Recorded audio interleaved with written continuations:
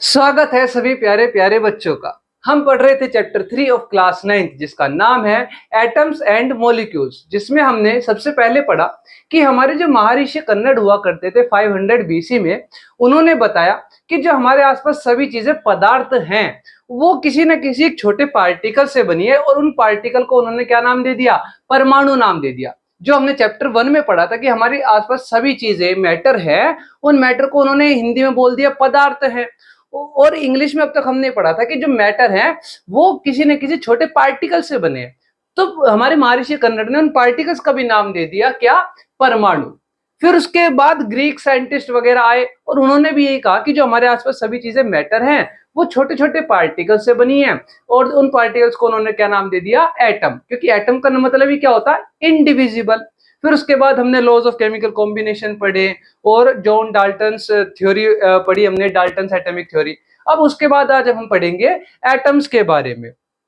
तो ये एटम्स क्या है? जैसे कि भी हमने बताया कि एटम्स क्या है, हमने इस चैप्टर में अब तक पढ़ा भी है कि एटम्स है इनडिविजिबल सब्सटेंसेस जिनको और ज्यादा डिवाइड नहीं किया जा सकता। हम मैटर को क्या करेंगे? डिवाइड करेंगे, और डिवाइड करते करते एक ऐसे पॉइंट पर पहुंचेंगे कि अब एक स्मॉलेस्ट पार्टिकल तक हम पहुंच चुके हैं जिसको और ज्यादा डिवाइड नहीं किया जा सकता, और इन्हीं पार्टिकल से क्या बने हैं? सारे मैटर बने हैं। तो ये जो पार्टिकल है, इन पार्टिकल्स को क्या नाम देते हैं? हम एटम्स नाम देते हैं। तो एटम्स क्या हुए?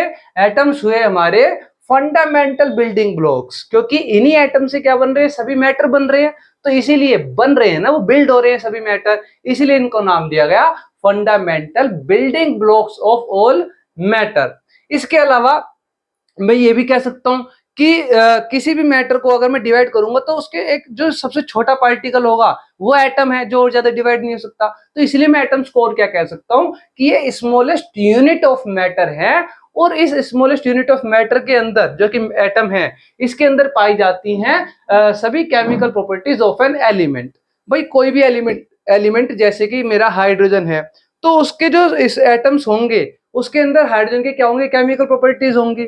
कोई भी मेरी ऑक्सीजन गैस है ना, जो हम क्या करते हैं? इनहेल करते हैं। तो हमारे एनवायरमेंट में कोई भी ऑक्सीजन गैस का एटम ले लो, उसके अंदर क्या होंगी? उस ऑक्सीजन की केमिकल प्रॉपर्टीज होंगी उसके एटम में। ठीक है, तो ये भी क्लियर हो गया हमारा। अब इसके बाद ये कह रहा है सिंगल सिंबल्स ऑफ एटम्स, मतलब कि जब एटम्स हमारे डिस्कवर हो गए, ये पता चल गया कि हमारे आसपास सभी चीजें मैटर है और वो किसी न किसी स्मॉलेस्ट पार्टिकल से बनी है जिसका नाम है एटम।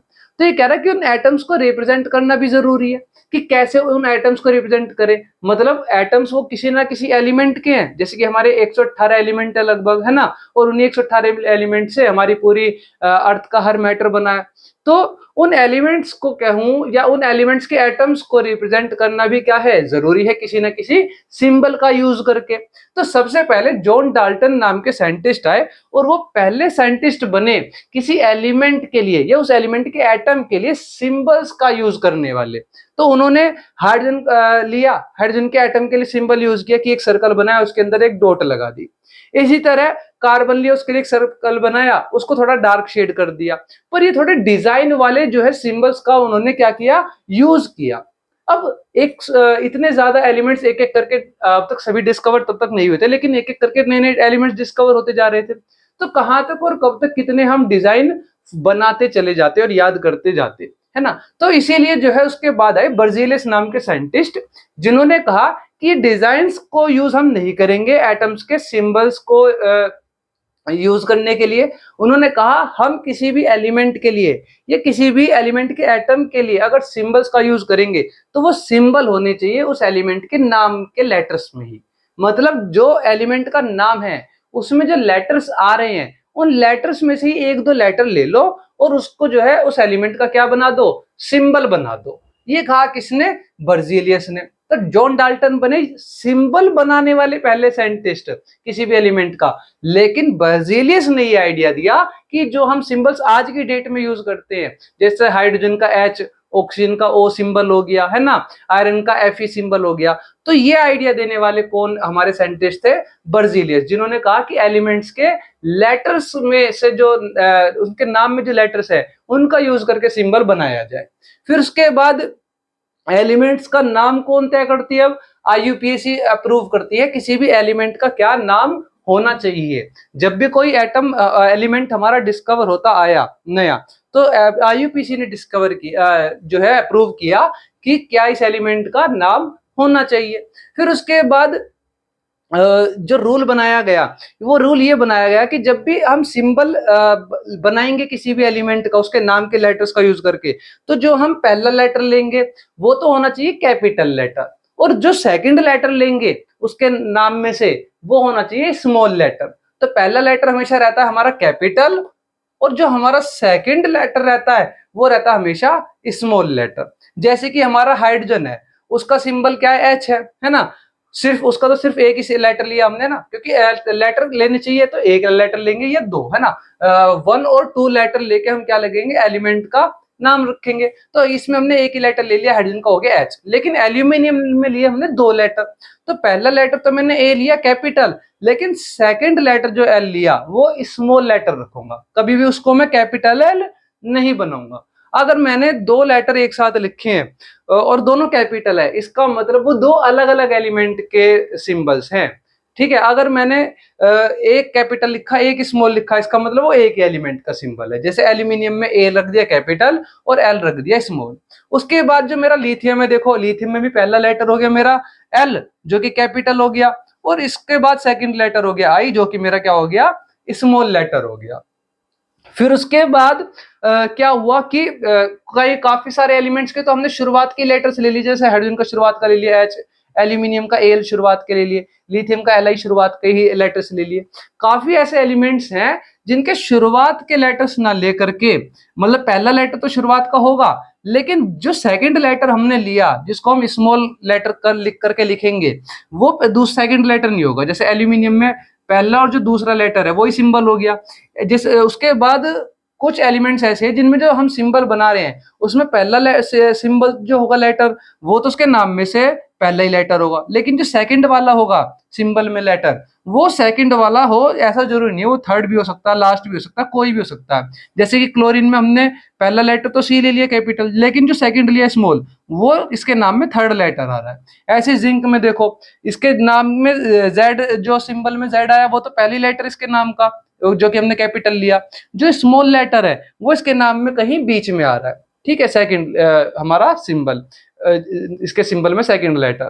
फिर उसके बाद जो जैसे एक और एग्जांपल मैग्नीशियम, मैग्नीशियम में पहला लेटर तो हमारा एम है सिंबल में कैपिटल, वो पहला लेटर है इसका नाम का, लेकिन जो इसके सिंबल में सेकंड लेटर है वो इसके नाम में सेकंड लेटर नहीं है, वो इसके नाम में कहां पर है, थर्ड लेटर है।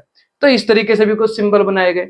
इसके अलावा अब क्योंकि जो हमारे एलिमेंट्स है, जब तक एक पूरे वर्ल्ड की एक ऑर्गेनाइजेशन नहीं बनाई गई कि इस एलिमेंट का क्या नाम होना चाहिए, तब तक अलग अलग लैंग्वेजेस में, अलग अलग कंट्रीज में, अलग अलग पीपल में अपने लैंग्वेज के अकॉर्डिंग उन एलिमेंट्स का क्या रखा हुआ था, नाम रखा हुआ था। जैसे कि आयरन, आयरन का नाम आयरन भी है और आयरन का नाम फेरम भी है अलग लैंग्वेज में, ठीक है। ऐसे ही पोटेशियम, पोटेशियम का नाम पोटेशियम तो है ही, साथ में कैलियम भी उसका एक नाम है। तो तब तक क्या था, जब तक एक ऑर्गेनाइजेशन नहीं बनी, उनके जो सिंबल्स हैं एलिमेंट्स के वो किसी और लैंग्वेज से भी ले लिए जाते हैं, जैसे कि ग्रीक लैंग्वेज हो गई, लैटिन लैंग्वेज हो गई। तो ये अलग अलग हमारी लैंग्वेजेस हैं जिनसे कई बार सिंबल हम कुछ एलिमेंट्स के ले लेते हैं, तो वो उनके नाम में उनके सिंबल दिखेंगे ही नहीं। जैसे एफई है आयरन का सिंबल, एफई कहीं आयरन में आ रहा नहीं आ रहा, क्यों, क्योंकि एफई लिया गया इसके लैटिन वर्ड से। ये फेरम, आयरन को लैटिन लैंग्वेज में कह देते हैं फेरम, तो फेरम में से क्या ले लिया गया, एफई ले लिया गया, वही पहला लेटर कैपिटल सेकंड स्मॉल। फिर ऐसे सोडियम, सोडियम में कहीं एन आ रहा है, ए आ रहा है नहीं आ रहा, लेकिन इसका सिंबल क्या है, Na, है ना। क्यों, क्योंकि सोडियम का सिंबल Na से लिए, क्योंकि इसको एक लैंग्वेज में क्या कहते हैं, नाइट्रियम भी कह देते हैं, ठीक है। वैसे ही पोटेशियम, पोटेशियम में कहीं के आ रहा है, कहीं नहीं आ रहा, क्यों, क्योंकि पोटेशियम का सिंबल के तो है लेकिन इसके नाम में कहीं के नहीं है, क्योंकि इसका जो दूसरा एक और नाम है वो कौन है, कैलियम, और वहीं से क्या लिया गया, के लिया गया। तो कुछ इस तरीके से अलग अलग एलिमेंट्स के हम क्या करते हैं, अलग अलग तरह से सिंबल्स उनके लिखते हैं। कई बार उनके नाम की शुरुआत की एक या दो लेटर आ जाएंगे, कई बार एक लेटर उनके नाम का होगा शुरुआत का, दूसरा नाम में कहीं बीच में से उठा लेंगे, और कई बार ऐसा होता है कि अलग ही लैंग्वेज में से हम उसका सिंबल बना देते हैं। जैसे उसके नाम में वो लेटर्स नहीं होंगे पर किसी और लैंग्वेज में नाम में से उसका सिंबल उठाया जाएगा। तो आपको ये सभी एलिमेंट्स के सिंबल्स जो है एक बार याद करने हैं, और ये याद हो जाएंगे जैसे जैसे हम इनको पढ़ते चलेंगे, प्रैक्टिस करते चलेंगे। जिनका जितना आप इनको प्रैक्टिस करोगे, इनके नाम के सिंबल्स का, एलिमेंट्स के नाम के सिंबल्स का जितना प्रैक्टिस करोगे, उतने ही सिंबल जो है इजीली आपको याद हो जाएंगे। और ज्यादा नहीं, बस 2-3 बार आपने इनके लेटर्स याद किए, फिर उसके बाद आपको इजीली इनके लेटर्स के जो है सिंबल्स, एलिमेंट्स के याद इजीली हो जाएंगे। अब ये तो रही बात एटम्स की। अब हम देखेंगे आगे हमारा अगला टॉपिक अगली स्लाइड में।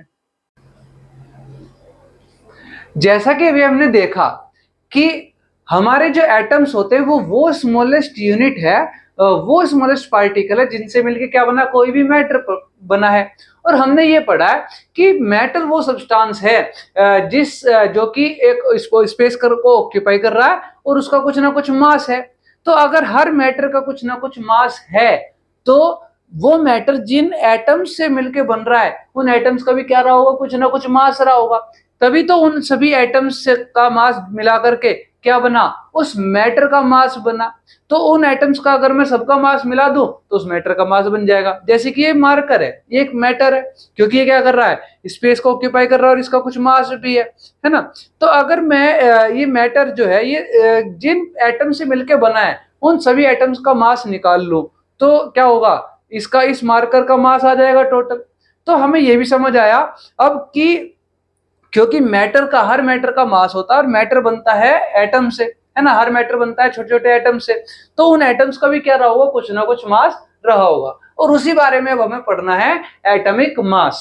तो एटॉमिक मास को मेजर करने के लिए अलग अलग एक्सपेरिमेंट्स हुए और ये पता चला कि जो एटम्स होते हैं हमारे अलग अलग एलिमेंट्स के, उनके अलग अलग मास हैं और उनके जो मास है वो काफी कॉम्प्लिकेटेड डिजिट्स में होते हैं। जैसे कि हाइड्रोजन का मास है, उसका 1.67 इंटू 10⁻⁻24 हो गया। तो ऐसे हर एलिमेंट का मास याद रखना काफी टिपिकल टास्क था एक। तो क्या किया गया, इनका रिलेटिव मास निकाला गया। रिलेटिव मास मतलब जब रिलेट करते हैं किसी चीज से किसी का मास निकालने के लिए, जैसे कि आप सब्जी वगैरह लेने जाते हैं तो सब्जी वाले के पास एक तराजू रहता है, उसमें एक साइड वो क्या रखता है, 1 किलो का बाट रख दिया, ये 2 किलो का बाट या आधा किलो का बाट रख दिया, मतलब एक वेट रख देता है। और फिर वो इससे उसके रिलेटिव में अपना जो है मेजर करता है मास किसका, हमारी किसी भी सब्जी का। जैसे टमाटर लेना है या आलू लेना है तो उस साइड वो एक साइड डालेगा आलू 1 किलो और एक साइड रख देगा 1 किलो का बाट रख देगा, वो जो 1 किलो के उसका वेट रहता है ना। तब उसके कंपैरिजन में वो मेजर करेगा कि आलू का वेट या मास उसका कितना बना, है ना। तो इसी तरह एटम्स का भी जो है एक इजी मास निकालने के लिए क्या किया गया, रिलेटिव मास निकाला गया। जैसे कि हमने अभी हमारे सेकंड लॉ ऑफ उसमें देखा, लॉ ऑफ केमिकल कॉम्बिनेशंस का सेकंड लॉ कांस्टेंट प्रोपोर्शन में, कि जैसे मान लो ये है मेरा कार्बन मोनोऑक्साइड, तो ऑक्सीजन के एक एटम का मास जो है क्या हुआ, 16 हुआ, और कार्बन के एक एटम का मास हुआ 12। और अगर मैं इनका प्रोपोर्शन निकालू रेशो, तो रेशो निकल कर आएगा क्या, 3:4। इसका मतलब क्या हुआ कि अगर मैंने 7 ग्राम कार्बन मोनोऑक्साइड गैस ली है ना, कितनी कार्बन मोनोऑक्साइड गैस ली है मैंने, कितनी, 7 ग्राम, तो उसमें 3 ग्राम तो रही होगी क्या, कार्बन गैस, और ऑक्सीजन रही होगी कितनी, 4 ग्राम, है ना। तो इसका मतलब क्या हुआ कि अगर मैं इनको कंपेयर करूं आपस में, तो किसी एक को क्या करना पड़ेगा, मुझे यूनिट बनाना पड़ेगा, है ना, किसी एक को यूनिट बनाना पड़ेगा दूसरे को मेजर करने के लिए। जैसे 1 kg यूनिट बनाया 1 किलो आलू मेजर करने के लिए, तो मैं क्या करूंगा, मान लो कार्बन हो गया मेरा 1, तो एक साइड अगर 1 हुआ तो दूसरा चला जाएगा दूसरी तरफ, तो ऑक्सीजन क्या हो जाएगा, 4/3 हो जाएगा। और जब मैं इसको डिवाइड करूंगा तो आएगा 1.33। ठीक है, इसका मतलब क्या हुआ था कि 3 ग्राम जो है कार्बन जुड़ रही है 4 ग्राम ऑक्सीजन के साथ। अगर मैंने 7 ग्राम कार्बन मोनोऑक्साइड गैस ली है, तो अगर मैं रिलेटिव करके इनका मास निकालूं, तो अगर मैं मान लूं कि कार्बन का 1 है तो ऑक्सीजन का कितना आया, ऑक्सीजन का आया 1.33 ग्राम। लेकिन हमें जो है पॉइंट में भी नहीं याद रखना था, हमें नंबर चाहिए थे होल नंबर, कि 1 2 3 4 5 6 इस तरीके से होल नंबर्स में मास आ जाए सबका, जिससे कि याद रखना आसान हो। और साथ में एक पॉइंट और देखो कि अगर मैं इस तरीके से रिलेट करके मास निकालूं, तो जैसे अलग अलग मेरे कंपाउंड्स बनते हैं। कंपाउंड्स क्या होते हैं? जब एलिमेंट्स आपस में कंबाइन होते हैं तो कंपाउंड्स बनते हैं, है ना। तो जो मेरे अलग अलग कंपाउंड है उसमें कोई एलिमेंट किसी के साथ जुड़ रहा है दूसरे एलिमेंट के साथ, कोई एलिमेंट किसी दूसरे एलिमेंट के साथ जुड़ रहा है। ऐसे हर बार एक दूसरे से अलग अलग से कंपेयर करूंगा तो अलग अलग मास आएगा। तो एक मुझे एक फिक्स एक यूनिट चाहिए थी जिसके मैं कंपेरिजन में सबका मास जो है निकाल लो, है ना। तो शुरुआत में क्या हुआ? शुरुआत में लिया गया वो यूनिट ऑक्सीजन को लिया गया। क्यों? क्योंकि इसका भी कारण था कि जो ऑक्सीजन है वो मोस्ट ऑफ द एलिमेंट्स के साथ जो है क्या कर जाता है? रिएक्ट कर जाता है। काफी ज्यादा लार्ज नंबर ऑफ एलिमेंट के साथ जो है ऑक्सीजन मेरा क्या करता है? ऑक्सीजन रिएक्ट करता है लार्ज नंबर ऑफ एलिमेंट्स के साथ, है ना। और फिर उसके बाद दूसरा रीजन ये था कि जब ऑक्सीजन से कंपेयर करके ऑक्सीजन के मास तराजू पे एक तरफ रखा गया ऑक्सीजन और दूसरी तरफ रखे गए बाकी सारे एलिमेंट्स, तो मैक्सिमम काफी ज्यादा जो है हमारे मास के एलिमेंट्स के मास किस में आने लगे? होल नंबर में आने लगे, ठीक है। काफी ज्यादा एलिमेंट्स के जो एटॉमिक मास थे वो किस में आने लगे? हमारे होल नंबर में आ गए। तो इसीलिए शुरुआत में क्या लिया गया? शुरुआत में तो ऑक्सीजन लिया गया और ऑक्सीजन का कितना पार्ट लिया गया? 1/16। मतलब जो ऑक्सीजन का जो मास है, ऑक्सीजन के एक एटम का जो मास है, अगर मैं उसके 1/16 से कंपेयर करूं तो बाकी सब उसके ऑक्सीजन के एक एटम के मास का 1/16 हिस्सा जो मास आएगा उससे अगर मैं कंपेयर करूं बाकी सब एलिमेंट्स के मास को, तो बाकी सब एलिमेंट्स के मास भी लगभग सभी एलिमेंट्स के, सबके ही नहीं लेकिन मैक्सिमम के किस में आने लगे? होल नंबर में आने लगे। तो इसलिए उसको हमने प्रेफरेंस दे दी ऑक्सीजन को और उससे जो है हम बाकी सबके मास याद रखने लगे। लेकिन उसके बाद 1961 के अंदर, कब? 1961 के अंदर कार्बन 12 आइसोटोप लिया गया। आइसोटोप मतलब, आइसोटोप आप चैप्टर 4 में पढ़ोगे। वो जो है हमारे आइसोटोप क्या होते हैं? एक ही किसी एलिमेंट के अलग अलग एटम्स में जब थोड़ा सा जो है मास का डिफरेंस आ जाए, तो कार्बन 12 आइसोटोप मतलब कार्बन का वो एटम जिसमें नंबर ऑफ जो है मास क्या रहे? 12 रहे, जिसका एटॉमिक मास क्या रहे? 12 रहे, वो हमने लिया। और वो 12 भी कैसे आता है? आप अगले चैप्टर में पढ़ोगे कि एटम के अंदर भी, एक इंट्रोडक्शन दे देता हूँ, एटम के अंदर भी 3 चीजें होती हैं, इलेक्ट्रॉन, प्रोटॉन और न्यूट्रॉन। और प्रोटॉन और न्यूट्रॉन जो है उनका सम करके एटॉमिक मास आता है, वो हम पढ़ेंगे चैप्टर 4 में। तो इसका जो कार्बन 12 आइसोटोप का जो एटॉमिक मास आया वो 12 आया। कैसे? इसके अंदर प्रोटॉन भी 6 है और न्यूट्रॉन भी 6 है, तो ऐड करके 12 आ गया। तो ये कार्बन 12 आइसोटोप जो है लिया गया हमारा किसके लिए? एक स्टैंडर्ड रेफरेंस के लिए। किसके लिए? एक स्टैंडर्ड रेफरेंस के लिए। जो अभी तक हमने क्या ले लिया था शुरुआत में? ऑक्सीजन ले लिया था साइंटिस्ट ने, है ना। क्या ले लिया था? ऑक्सीजन ले लिया था शुरुआत में। वो अब क्या लिया जाने लगा? कार्बन 12 आइसोटोप लिया जाने लगा। किसके लिए? मेजर करने के लिए एटॉमिक मासेस को। और इसमें ये देखा गया कि जो 1 यूनिट एटॉमिक मास है ना, 1 यूनिट कैसे कि, जैसे कि अभी मैंने यहाँ पे लिया ना कि कार्बन अगर 3 ग्राम है तो ऑक्सीजन 4 ग्राम उसके साथ जुड़ रही है ना, हर बार। या फिर अगर मैं CO2 का लूंगा या H2O का लूंगा, H2O में क्या हो रहा था? H2O में हर बार 2 ग्राम जुड़ रहा था 16 ग्राम ऑक्सीजन के साथ, मतलब 1 ग्राम हाइड्रोजन हर बार जुड़ रहा था 8 ग्राम जो है ऑक्सीजन के साथ। तो अगर मैं इसका हाइड्रोजन का मान लू 1 एटॉमिक मास यूनिट, तो ऑक्सीजन का कितना आया? 8 आया। तो उस तरीके से जैसे यहाँ पे कार्बन का 1 आया तो ऑक्सीजन का 1.33 आया। इस तरीके से अगर 1 एटॉमिक मास यूनिट मानू तो 1 एटॉमिक मास यूनिट जो है निकल कर आया कार्बन 12 के एक एटम का मास का कितना? 1/12 हिस्सा, ठीक है। मतलब जो कार्बन 12 था, कार्बन का मास 12 हो गया, तो उसकी एक यूनिट कैसे आएगी? उसको 1/12 कर दो, है ना, वो 1 एटॉमिक मास यूनिट आ गई। फिर अभी जो 1 एटॉमिक मास यूनिट आ गई, इसके कंपेयर में जो है हम क्या करने लगे? कार्बन 12 का ये हमारा आइसोटोप था, इसका मास रहा 12 और इससे निकाली 1 एटॉमिक मास यूनिट, यानी कि जो इसके कार्बन के एक एटम का मास है उसका कर दिया 1/12। क्या कर दिया? 1/12 कर दिया। तो वो जो मास आया उससे मैं कंपेयर करके बाकी सब का मास जो है निकालने लगा। अब कंपेयर कर रहा हूं मतलब बाकी सब का मास जो है रिलेट कर रहा हूं इस मास से, है ना। तो रिलेटिव एटॉमिक मास जो है आया निकल के, क्या? सभी एलिमेंट्स का निकाला जाने लगा, फाउंड किया जाने लगा। किसके रेस्पेक्ट में? कार्बन 12 के एक एटम के रेस्पेक्ट में, ठीक है। तो कार्बन एटम के रेस्पेक्ट में जो है हम क्या करने लगे? सभी एलिमेंट्स का मास निकालने लगे। और कैसे निकालने लगे? कि कार्बन 12 के एक एटम का मास, मतलब जो कार्बन का मास एक एटम का अगर 12 है तो उसका 1/12 कर दिया है ना, कार्बन के एक एटम के मास का 1/12 कर दिया। अब वो जो वैल्यू आई उसके कंपैरिजन में निकालने लगे बाकी सब एलिमेंट्स का मास। तो इसकी एक डेफिनेशन भी निकल कर आ जाती है यहाँ से रिलेटिव एटॉमिक मास की, कि रिलेटिव एटॉमिक मास क्या हुआ। रिलेटिव एटॉमिक मास को हम डिफाइन कर सकते हैं कि ये वो एवरेज मास है, एवरेज समझते हैं ना, एवरेज मास है किसी भी एटम का किससे कंपेयर करके, कार्बन 12 के एक एटम के 1/12 मास के, मतलब कार्बन के एक एटम का अगर मैं मास लूं और उसका 1/12 कर दूं तो उससे कंपेयर करके जो है एटम के एवरेज मास निकाले जाने लगे। ठीक है, और उसी को हमने क्या कह दिया, रिलेटिव एटॉमिक मास कह दिया, क्योंकि रिलेट करके निकाल रहे हैं ना। तो किसी भी एलिमेंट का जो मास निकाला इस तरीके से वो उसका क्या निकाला कहला जाएगा, रिलेटिव एटॉमिक मास कहला जाएगा। क्यों, क्योंकि उसको रिलेट करके निकाला गया कार्बन के एक एटम के 1/12 हिस्से से। क्लियर है, तो ये रहा हमारा एटॉमिक मास से रिलेटेड कुछ बातें।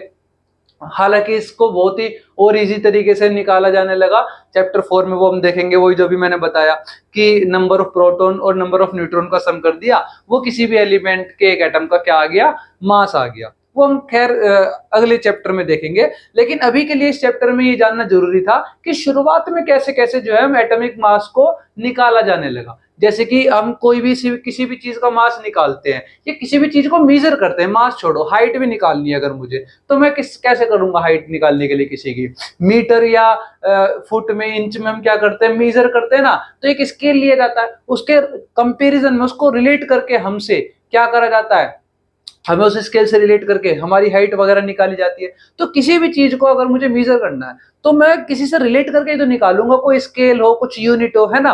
तो इसीलिए शुरुआत में एक बार रिकॉल कर लेते हैं कि शुरुआत में कैसे लिया गया। शुरुआत में ऑक्सीजन का मास लिया गया और ऑक्सीजन के एक एटम के मास का 1/16 हिस्सा लिया गया। क्यों लिया गया, क्योंकि ऑक्सीजन का जो मास होता है वो 16 होता है। तो उस समय पे उन्हें इतना आइडिया नहीं था, तो उन्होंने क्या किया, जो ऑक्सीजन का एक एटम है उसका मास लिया और उससे जब बाकी सब एटम एलिमेंट के एटम के मास निकालने लगे तो कंपेयर किया जाने लगा कि ऑक्सीजन का अगर ऑक्सीजन के एक एटम का अगर मैं 1/16 ले लूं तो बाकी सब के एटम के से मैं उनका मास कंपेयर करूंगा तो क्या आएगा, एक मेरा होल नंबर में सबका मास आने लग जाएगा। वैसे तो बहुत कॉम्प्लिकेटेड होते, जैसे भी मैंने बताया हाइड्रोजन का एटॉमिक मास कितना 10 की पावर माइनस में जा रहा है ना, ऐसी और एलिमेंट्स का भी मास भी इसी तरीके से इनटू में 10 माइनस में इस तरीके से जाता है। पर हमें कैसे चाहिए, होल नंबर में चाहिए। तो होल नंबर में किसी का मास निकालने के लिए किसी एलिमेंट के एटम का शुरुआत में कैसे लिया जाने लगा, ऑक्सीजन के एक एटम का मास जो था उसके 1/16 हिस्से से कंपेयर किया जाने लगा है। क्यों, क्योंकि ऑक्सीजन रिएक्ट करता है लगभग सभी एलिमेंट्स के साथ, और रिएक्ट इसके अलावा वो जब हम कंपेयर करके निकालने लगे तो होल नंबर में आने लगा एलिमेंट्स का मास। फिर 1961 में यूज किया जाने लगा कार्बन 12 आइसोटोप, क्योंकि उससे और ज्यादा क्लोज आ गया सबका एलिमेंट्स का मास होल नंबर के बिल्कुल क्लोज आने लगा सबका मास। क्यों, जब हमने लिया कार्बन 12 आइसोटोप। तो कार्बन 12 आइसोटोप लिया एक स्टैंडर्ड रेफरेंस के लिए, जैसे कि हाइट के लिए स्टैंडर्ड रेफरेंस ले लिया मैंने, क्या फुट की 6 फुट हाइट हो गई है ना, उस तरीके से। तो यहाँ पे एटॉमिक मास के स्टैंडर्ड रेफरेंस कौन बना, कार्बन 12 आइसोटोप। और क्यों बना, क्योंकि जो उसका एक एटॉमिक मास है, कार्बन के एटम का जो एक कार्बन के एक एटम का जो मास है उसका 1/12 अगर मैं ले लूं, 1/12 अगर ले लूं तो उससे निकल कर आने लगा 1 एटॉमिक मास। ठीक है, और उससे कंपेयर करके सभी हमारे एलिमेंट्स के एटम्स का मास किस में आने लगा, होल नंबर में आने लगा। तो अब ये रही बात एटॉमिक मास की। अब हम अगली स्लाइड में देखेंगे हमारे अगले टॉपिक। अभी जो हमने एटम्स की बात की, अब ये एटम्स एग्जिस्ट कैसे करते हैं, क्योंकि हमें पता है कि इन्हीं एटम से क्या बनता है, मैटर बनता है। कोई भी जो मैटर है वो इन्हीं एटम से बन रहा है। अब ये एटम्स एग्जिस्ट कैसे कर रहे हैं, ये जो हमारे एटम्स हैं ये कभी भी सिंगल फॉर्म में, ये सिंगल एटम जो है कभी भी अकेला एग्जिस्ट नहीं कर सकता, ये हमेशा कंबाइंड फॉर्म में ही एग्जिस्ट करेंगे। मोस्ट ऑफ द एलिमेंट्स के जो एटम्स हैं, ज्यादातर एलिमेंट्स के जो एटम्स हैं वो अकेले एग्जिस्ट नहीं कर सकते, वो कंबाइंड फॉर्म में ही हमेशा क्या करेंगे, एग्जिस्ट करेंगे ग्रुप में। ठीक है। जैसे कि मेरा ये मान लो हाइड्रोजन है, हाइड्रोजन का ये एक सिंगल एटम हो गया मान लो कोई, तो ये सिंगल एटम जो है ये अकेला एग्जिस्ट नहीं करेगा, ये हमेशा किसी दूसरे एटम के साथ जुड़ के तभी कंबाइन होकर के एग्जिस्ट करेगा। ये ऑक्सीजन है ना, ऑक्सीजन का भी मान लो ये एक सिंगल एटम है, ये दूसरे ऑक्सीजन के साथ जुड़कर ही क्या करेगा, एग्जिस्ट करेगा, अकेला ये कभी भी एग्जिस्ट नहीं करेगा। तो हमें ये पता चला कि जो हमारे एटम्स हैं वो कभी भी जो है एटम्स जो हमारे वो अकेले एग्जिस्ट करने के यानी कि इंडिपेंडेंटली कभी भी एग्जिस्ट करने की उनके अंदर एबिलिटी नहीं है, क्षमता नहीं है, ठीक है। और जो एटम्स होते हैं हमारे ये कंबाइंड फॉर्म में एग्जिस्ट करते हैं, और जब ये कंबाइन होते हैं एटम्स हमारे, तो एटम्स कंबाइन होने के बाद क्या बनाते हैं, ये बनाते हैं मॉलिक्यूल्स एंड आयंस। तो हमारे मॉलिक्यूल्स क्या हुए, अब ये नई टर्म आ गई। जैसे कि भी हमने पढ़ा था ना कि हमारे जो एलिमेंट्स हैं वो जब आपस में जुड़ते हैं तो कंपाउंड बनता है ना, अलग अलग एलिमेंट्स जब आपस में जुड़ते हैं तो कंपाउंड बनता है। और एलिमेंट्स के भी कौन जुड़ रहे हैं, एटम्स ही तो जुड़ रहे हैं आपस में, है ना। भाई एलिमेंट हम जो ये कह रहे हैं कि अलग अलग एलिमेंट जुड़े और कंपाउंड बना, तो उन एलिमेंट वो एलिमेंट भी आपस में कैसे जुड़े, उन एलिमेंट के एटम ही तो आपस में जुड़े और तब वो कंपाउंड बना ना, जब अलग अलग एलिमेंट के एटम्स आपस में जुड़े। तो ये कह रहा है जो ये एटम्स आपस में जुड़ते हैं, तो एटम्स जब आपस में जुड़ते हैं जो फॉर्म होता है उसे क्या कह देते हैं हम, उन्हें कह देते हैं मॉलिक्यूल्स। और यही हमारा अगला topic, what is a molecule. तो मॉलिक्यूल क्या हुआ, मॉलिक्यूल हुआ कि जब भी कोई ग्रुप ऑफ 2 और मोर एटम्स होगा, मतलब 2 या 2 से ज्यादा एटम्स जब भी आपस में कंबाइन होंगे तो उसे हम क्या कह देंगे, मॉलिक्यूल कह देंगे। भले ही जो एटम्स जो आपस में कंबाइन हो रहे हैं भले ही वो एक ही एलिमेंट के हों या 2 या 3 या 4 अलग अलग एलिमेंट के हो, ठीक है। अगर अलग अलग एलिमेंट के एटम्स आपस में कंबाइन होंगे तो उसे हम क्या कह देंगे, कंपाउंड कह देंगे, क्योंकि जब एलिमेंट्स आपस में कंबाइन होते हैं तो उन्हें हम क्या कहते हैं, कंपाउंड कहते हैं। तो एलिमेंट के भी कौन कंबाइन होते हैं, एटम्स से तो कंबाइन होते हैं। तो अलग अलग एलिमेंट के कंबाइन होने का मतलब है अलग अलग एलिमेंट के एटम्स आपस में अगर कंबाइन हो तो कंपाउंड बनता है, ठीक है वो भी मॉलिक्यूल ही। लेकिन उस मॉलिक्यूल को हम क्या कह देंगे, कंपाउंड कह देंगे। लेकिन जब एक ही एलिमेंट के एटम्स, जैसे हाइड्रोजन के एटम सारे आपस में जुड़ जाए या ऑक्सीजन के एटम आपस में जुड़ जाए, जब एक एलिमेंट के एटम आपस में जुड़ जाए उसे सिर्फ मॉलिक्यूल बोलेंगे, ठीक है। जब एक एलिमेंट के एटम आपस में जुड़े तो उसे सिर्फ मॉलिक्यूल बोलेंगे। लेकिन जब अलग अलग एलिमेंट के एटम्स आपस में जुड़े तब वो मॉलिक्यूल तो है वो भी, लेकिन उस मॉलिक्यूल को हम क्या कह देंगे, कंपाउंड कह देंगे। जो अब तक हम पढ़ते आ रहे, सेकंड चैप्टर में पढ़ा था कि एलिमेंट्स आपस में कंबाइन होते तो कंपाउंड बनते हैं। यही हमें लिख के बता रहा है कि जो मॉलिक्यूल है वो क्या है, वो ग्रुप ऑफ 2 और मोर एटम्स है जो कि केमिकली बॉन्डेड होते हैं टुगेदर, आपस में जुड़े रहते हैं बाय अट्रैक्टिव फोर्सेस। कुछ अट्रैक्टिव फोर्सेस होती हैं जो अट्रैक्ट करती है उन्हें आपस में। पढ़ा था ना हमने फर्स्ट चैप्टर में कि कोई भी जो मैटर होता है उसके पार्टिकल्स एक दूसरे को क्या करते हैं, अट्रैक्ट करते हैं। वही बात ये सेम टू सेम यहाँ पे कह रहा है। बस अब क्या कह रहा है, ये उनका उन पार्टिकल्स का नाम ले दिया इसने कि वो जो पार्टिकल्स हैं वो कौन है, एटम्स हैं। वो पार्टिकल्स कौन है, एटम्स हैं। तो ये जब 2 या 2 से ज्यादा एटम्स आपस में केमिकली जुड़ जाए, अट्रैक्टिव फोर्सेस एक दूसरे को अट्रैक्ट करके जुड़ जाए, उसे हम क्या कह देंगे, मॉलिक्यूल कह देंगे। और ये molecule can be defined as, इसकी डेफिनेशन दे दी कुछ इस तरीके से हम इसे डिफाइन कर सकते हैं कि वो स्मॉलेस्ट पार्टिकल है, कोई भी मॉलिक्यूल वो स्मॉलेस्ट पार्टिकल है जो इंडिपेंडेंटली एग्जिस्ट कर सकता है। क्योंकि एटम अकेला एटम तो इंडिपेंडेंटली एग्जिस्ट कर नहीं सकता, लेकिन जब वो किसी के साथ जुड़ जाएगा और मॉलिक्यूल बना लेगा तब वो मॉलिक्यूल यानी कि वो ग्रुप ऑफ एटम एग्जिस्ट कर सकता है इंडिपेंडेंटली। क्लियर है। इसको इस मॉलिक्यूल को, जैसे हाइड्रोजन का मॉलिक्यूल हो गया, 2 एटम आपस में जुड़ गए, H2 बना, H2 गैस बनी ना, तो वो जो है इंडिविजुअली एग्जिस्ट कर सकती है H2 गैस। उसको किसी और H2 के साथ जुड़ने की जरूरत नहीं है एग्जिस्ट करने के लिए, जुड़ सकती है ना। 2-3 H2 मॉलिक्यूल आपस में जुड़ के एग्जिस्ट कर रहे हैं, जो हो सकता है ऐसा। लेकिन क्या कह रहा है कि उन्हें जरूरत नहीं है एग्जिस्ट करने के लिए किसी और H2 मॉलिक्यूल की। ये भी क्लियर हो गया। अब आगे देखो, आगे क्या कह रहा है कि जो अभी मैंने यही बताया कि अगर मेरा जो है एलिमेंट सिंगल एटम का है, मतलब अगर मेरे एक एलिमेंट के एटम्स आपस में कंबाइन हो तो उसे मैं क्या बोलूंगा, सिर्फ मॉलिक्यूल बोलूंगा।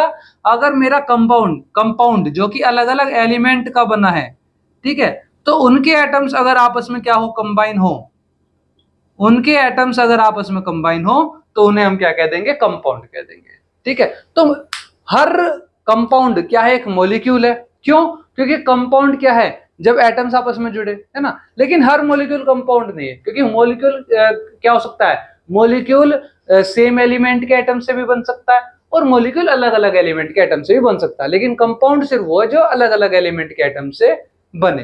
अब हम देखते हैं हमारे इसी से रिलेटेड अगला टॉपिक, मॉलिक्यूल्स की ही कुछ टाइप। जैसे अभी मैंने बात करी कि मॉलिक्यूल्स एलिमेंट के भी हो सकते हैं और कंपाउंड के भी हो सकते हैं, तो अब हम देखेंगे मॉलिक्यूल ऑफ एलिमेंट्स और मॉलिक्यूल ऑफ कंपाउंड।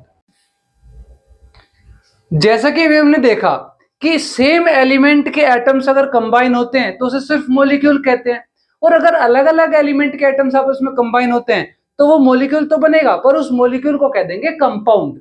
क्लियर है? तो देखो यही हमें यहां देखने को मिलेगा। मॉलिक्यूल ऑफ एलिमेंट्स क्या हुआ कि अगर हम मॉलिक्यूल जोड़े किसी एलिमेंट का उसके सेम टाइप ऑफ एटम से, मतलब एक ही एटम से, जैसे कि H2 हो गया, उसमें हाइड्रोजन हाइड्रोजन के एटम आपस में जुड़ गए, O2 हो गया, ऑक्सीजन ऑक्सीजन के एटम आपस में जुड़ गए, क्लोरीन हो गया, Cl2 क्लोरीन क्लोरीन के एटम्स आपस में जुड़ गए, तो एक ही तरीके के एटम्स आपस में जुड़े एक ही एलिमेंट के, उसे हम कह देंगे सिर्फ मॉलिक्यूल।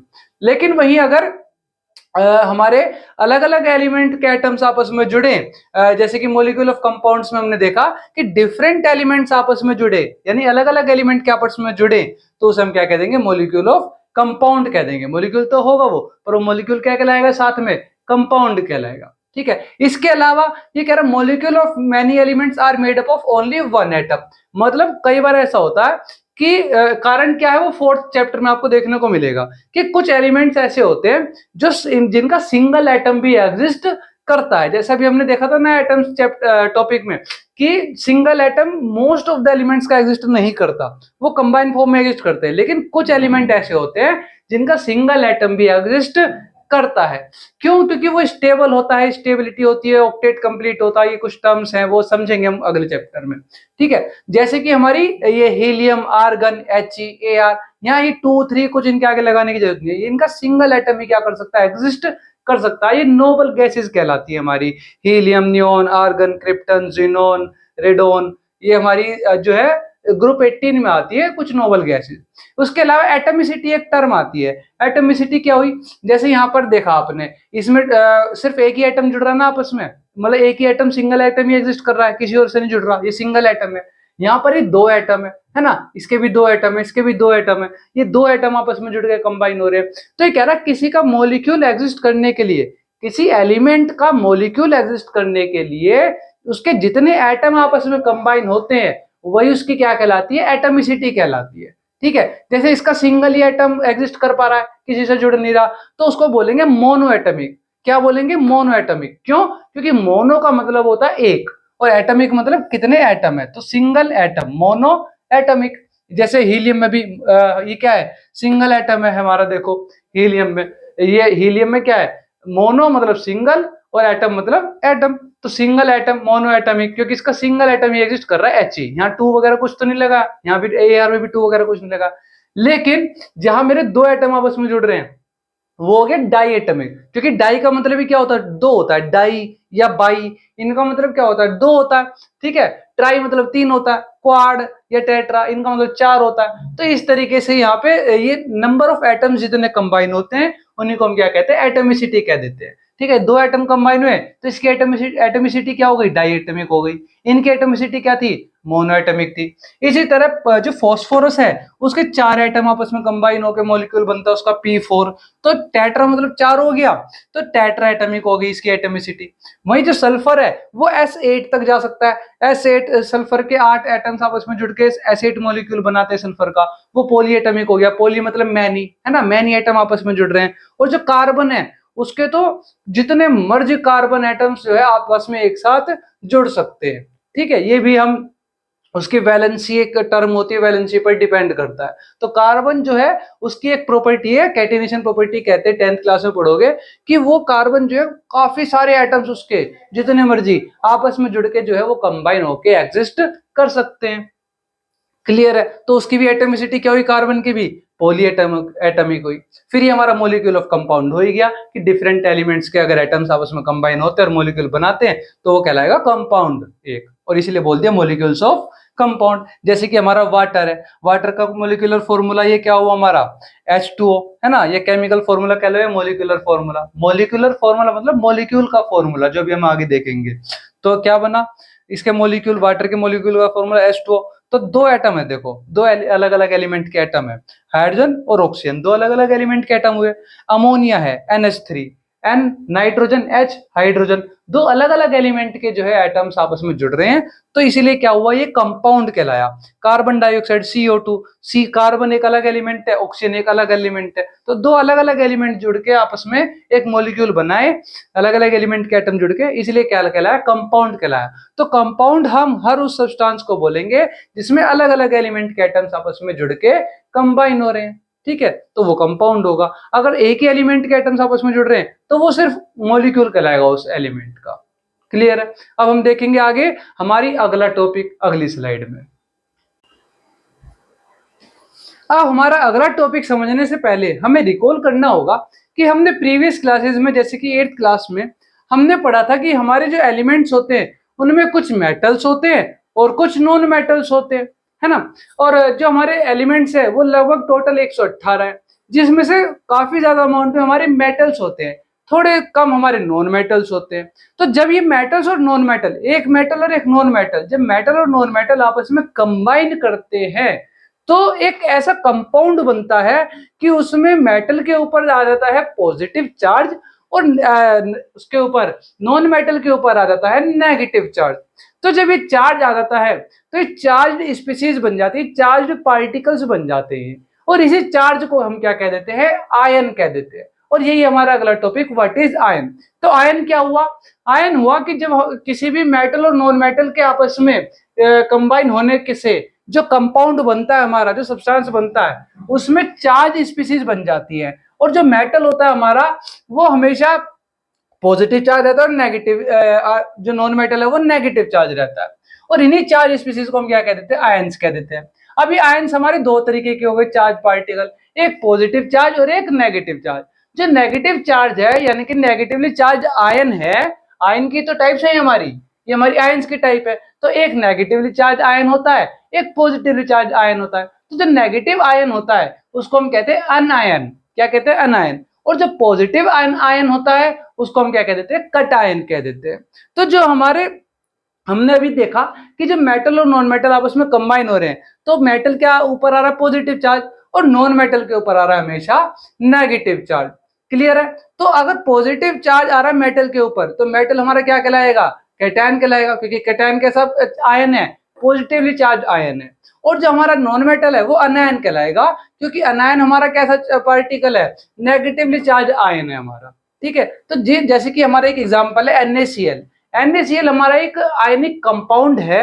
आयनिक कंपाउंड मतलब जब आयंस बने किसी कंपाउंड में तो उसको कह देते हैं आयनिक कंपाउंड। ठीक है, तो ये आयनिक का कंपाउंड है, इसके अंदर Na पॉजिटिव बन रहा है और Cl नेगेटिव बन रहा है। ये पॉजिटिव नेगेटिव चार्ज आता क्यों है, डिटेल में पढ़ेंगे 4th चैप्टर में। अभी इतना इंट्रोडक्शन दे देता हूं कि एटम्स के अंदर इलेक्ट्रॉन, प्रोटॉन और न्यूट्रॉन नाम की कोई चीज होती है। प्रोटॉन और न्यूट्रॉन वो कभी भी एटम के से बाहर नहीं निकलते, वो एटम के अंदर ही उसके न्यूक्लियस में रहते हैं। ठीक है, और जो इलेक्ट्रॉन होते हैं वो एटम से बाहर आ जा सकते हैं, एटम के अंदर आ सकते हैं, एटम से बाहर जा सकते हैं, इलेक्ट्रॉन्स। तो उन इलेक्ट्रॉन, जब वो इलेक्ट्रॉन्स किसी एटम के अंदर से बाहर चले जाते हैं तो उन पर पॉजिटिव चार्ज आता है, और जब कोई एटम इलेक्ट्रॉन ले लेता है उस पर नेगेटिव चार्ज आ जाता है। और जो नॉन मेटल होते हैं उनकी टेंडेंसी होती है, उनकी कैरेक्टरिस्टिक होती है इलेक्ट्रॉन को लेने की, इसलिए वो हमेशा नेगेटिव चार्ज रखते हैं, क्योंकि वो मेटल नॉन मेटल जब आपस में कंबाइन करते हैं तो वो मेटल से एक इलेक्ट्रॉन ले लेते हैं, और वही इसलिए उन पे नेगेटिव चार्ज आता है और कहलाते हैं वो अनायन। वही जो मेटल है उनकी टेंडेंसी है इलेक्ट्रॉन देने की, तो वो एक इलेक्ट्रॉन नॉन मेटल को, जो कि मेटल है, वो नॉन मेटल को एक इलेक्ट्रॉन, ये दो अपनी नीड के अकॉर्डिंग इलेक्ट्रॉन्स जो है दे देते हैं नॉन मेटल को, इसीलिए उन पर पॉजिटिव चार्ज आता है, इसीलिए वो क्या कहते हैं, कैटायन। इसी तरह एक और एग्जांपल है हमारा LiBr, लिथियम ब्रोमाइड। इसमें लिथियम पर आ जाएगा पॉजिटिव चार्ज और ब्रोमीन पर आ जाएगा नेगेटिव चार्ज, इसलिए लिथियम हमारा क्या कहलाएगा, कैटायन कहलाएगा, और ब्रोमीन हमारा कहलाएगा अनायन। अब ये तो हमारे सिंगल आयन्स है, सिंगल एटम है, सोडियम का एक एटम, क्लोरीन का एक एटम, लिथियम का एक एटम, ब्रोमीन का एक एटम। ये तो सिंगल एटम पर क्या आ रहा है, चार्ज आ रहा है। लेकिन जब ग्रुप ऑफ एटम्स पर चार्ज आ जाए, मतलब दो तीन तरह के अलग अलग एटम्स आपस में कंबाइन हो, दो कम से कम होने चाहिए, है ना, तभी तो ग्रुप कहलाएगा, ग्रुप ऑफ 2 एटम्स।